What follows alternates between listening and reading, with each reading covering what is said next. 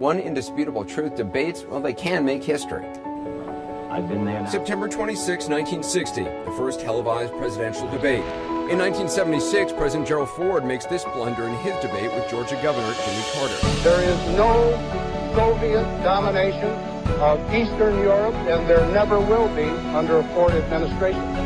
In 1980, Ronald Reagan was repeatedly attacked by President Carter for his stance on health care. Governor Reagan, as a matter of fact, began his political career campaigning around this nation against Medicare. But if there is one thing that history's taught us when it comes to presidential debates, expect the unexpected.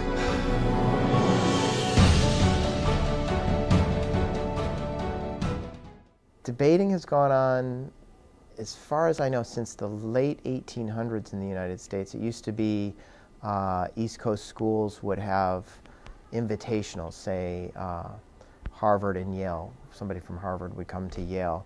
It was a big deal. In the 1920s, some people in the Midwest, in Kansas, Missouri, invented the idea of a tournament, which allowed for lots of schools to come and compete. That changes the nature of the activity a little bit, because now you have to have multiple audiences, and audiences become somewhat specialized. So as you see the practices that the kids are engaging in, you have to recognize that these are designed for a relatively specialized audience, someone who's watched several types of debates, so there gets to be shorthand. At Ithaca High School, we're just starting, and we're purposefully being low-key and not asking for any resources. And it's just a great opportunity because we have outreach from Ithaca College and outreach from Cornell. We have enthusiastic parents, so far it has not been a problem. In the future, it would be great. I had done a debate in 8th grade as part of TSA, the Technology Student Association. So I really like arguing with like my parents a lot about lots of different topics, mostly politics. So that really sort of debate seemed like it would be a really fun thing to do. I had a friend who told me that there was going to be a debate club at IHS, so I decided to join it, and it's been a great choice. I think the first time I did competitive debate was in the Technology Student Association, which has debate competitions as part of the organization. The first time I really got into debate, I guess, would be probably in English class in school, where I did debate, like classroom discussions, I guess. I actually went to the Cornell International Debate Camp, and I didn't really want to go at first, but I got to the semifinals, and then, I don't know, I just really liked it, so. I prepared for the tournament by studying the topic. We had meetings twice a week almost. At any particular tournament, there's a small portion of the people who are there for the first time, so people know how it works. You can kind of just follow when you arrive for the first time. The people running the tournament as well.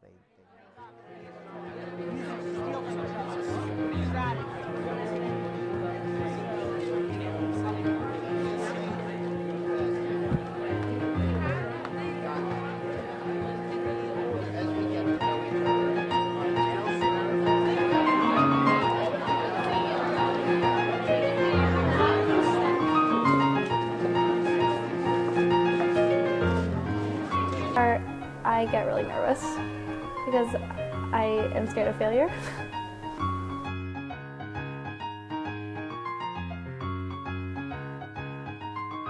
Okay.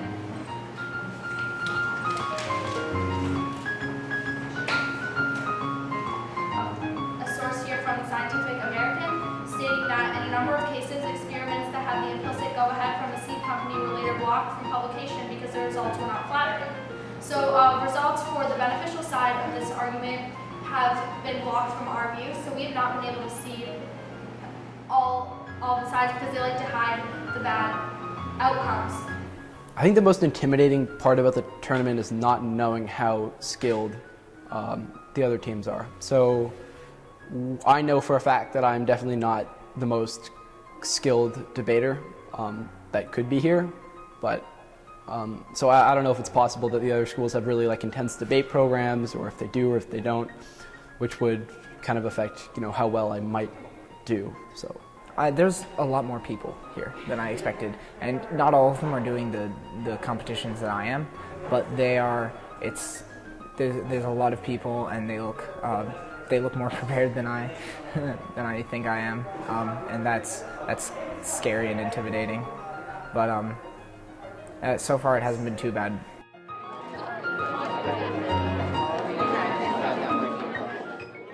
I honestly expect people to be better because we were like a new team, and I expected there to be more experienced teams, but most people there were new. I thought that the tournament went well, and it was a really good experience because we'd never debated before. Before this, I didn't really know what a real debate would look like, but now I have a better idea. Argument. A bunch of people who like to argue. Two groups arguing over a topic. When two people argue over a topic. Presidential elections and the debates that lead to it. Debate is fun. Exciting. People solving problems. Scary. Arguing with people. Fun. Someone who's like pretty into school. Someone willing to try new things. A lawyer. Someone that argues. Someone that's argumentative. I think of somebody who's like really confident and outspoken and who has strong opinions about things. Educated, on the nerdier side, confident. I want to be a physicist, but I think that debate really, it helps me express my ideas and helps me with public speaking. I want to get into political science and maybe become like a politician. When I grow up, I want to be a computer scientist or a lawyer. I do not know what I want to be when I grow up. I don't know. I strongly believe that we guide our behavior not through language, that we use language to help regulate our own behavior. And debate teaches you very sophisticated organizational skills. You can get your thoughts clear in your head, and I think that helps people make better decisions in their lives. That makes them better able to explain not only to other people but to themselves what is going on and what they should do. So I like debate as a way of helping people to think more clearly.